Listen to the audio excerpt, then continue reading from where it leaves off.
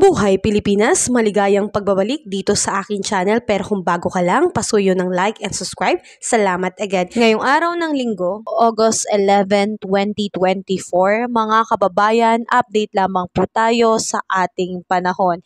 Ito pong nakikita natin sa ating weather system na bagyo po na nasa labas ng PAR ay tuluyan na pong lumayo at wala na pong tsansang maging bagyo sa ating bansa. Pero may dalawang LPA po tayo. Ang pinakamalapit po ay ito pong nasa bahagi po ng Taiwan. So mga kababayan, antabayanan po natin ang kilos nito. Sa ngayon, ang tanging nagpapaulan dito sa ating bansa ay ito pong southwest monsoon at mga localized thunderstorm. Kaya asahan po natin dito sa bahagi po ng Luzon, Western Visayas at Mindanao ngayong araw na apektuhan po tayo ng habagat.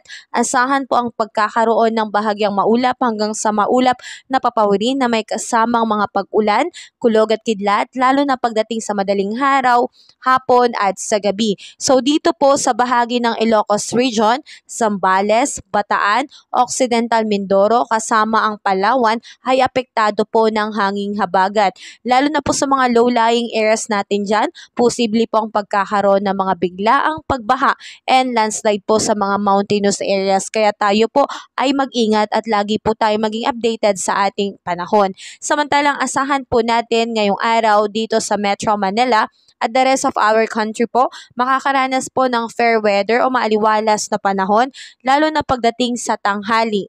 Pero pagdating naman sa hapon, asahan ang pagkakaroon ng maulap na kalangitan na may kasamang kulog at kidlat at pag-ulan, lalo na sa hapon at sa gabi. Kaya kung tayo po ay lalabas ng bahay o meron po tayo mahalagang lakad, ugaliin po nating laging magbaon at magdala ng payong at kapote bilang pananggala sa mga biglaang pagbuhos ng ulan.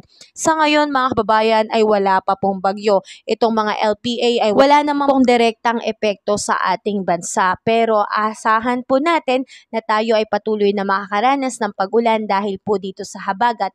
At ang ating air temperature ngayong araw na to sa luwag ay aabot po ng 32 degrees Celsius, Tuguegarao 34 degrees Celsius, Baguio, 23 degrees Celsius, Metro Manila, 32 degrees Celsius, Tagaytay, 31 degrees Celsius, at sa Legazpi ay 33 degrees Celsius. Dito naman sa may Visayas at Mindanao, asahan ng fair weather, lalo na sa tanghali. Ang ating air temperature ay posibleng umabot dito sa Calayan Island at Puerto Princesa ng 32 degrees Celsius, Iloilo, 33 degrees Celsius, Tacloban, 32 degrees Celsius, Cebu, 33 degrees Celsius, Cagayan de Oro, 32 degrees Celsius, Davao, 33 degrees Celsius, at sa Zamboanga po ay 34 degrees Celsius. So mga kababayan, wala pa po tayo ngayon na binabantayan na sama ng panahon.